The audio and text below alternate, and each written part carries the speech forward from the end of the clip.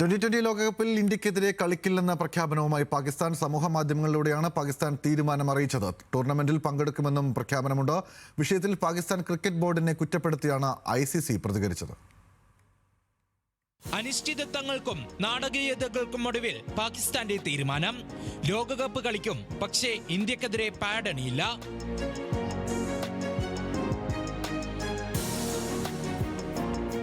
India Pakistan classic പോരാട്ടം കാണാനിരുന്ന ആരാധകരെ ഞെട്ടിച്ചുകൊണ്ടാണ് പാകിസ്ഥാന്റെ പ്രഖ്യാപനമെത്തിയത്. 2020 ലോകകപ്പിൽ ഗ്രൂപ്പ് ഘട്ടത്തിലെ ഇന്ത്യക്കെതിരായ മത്സരത്തിൽ നിന്ന് പിന്മാറുന്നുവെന്നായിരുന്നു പാകിസ്ഥാന്റെ പ്രഖ്യാപനം.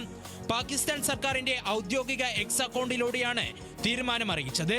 ബംഗ്ലാദേശിനെ ടൂർണമെന്റിൽ നിന്ന് ICC പുറത്താക്കിയതാണ് പാകിസ്ഥാനെ ചൊടിപ്പിച്ചത്.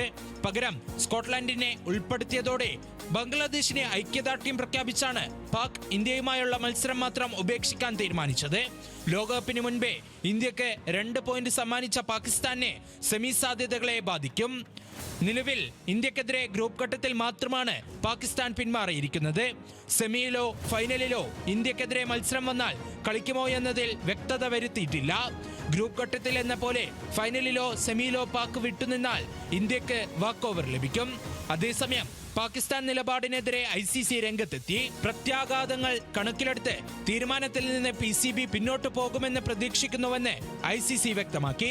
പാകിസ്ഥാന്റെ തീരുമാനം അന്താരാഷ്ട്ര ക്രിക്കറ്റിനെ ബാധിക്കുമെന്നും ICC കൂട്ടിച്ചേർത്തു. അതിനിടെ ICC പ്രോട്ടോകോൾ പാലിച്ച് ഇന്ത്യൻ ടീം മത്സരത്തിനായി കൊളംബോയിലേക്ക് പോകുമെന്ന് BCCI അറിയിച്ചു. Sports desk, news Malayalam.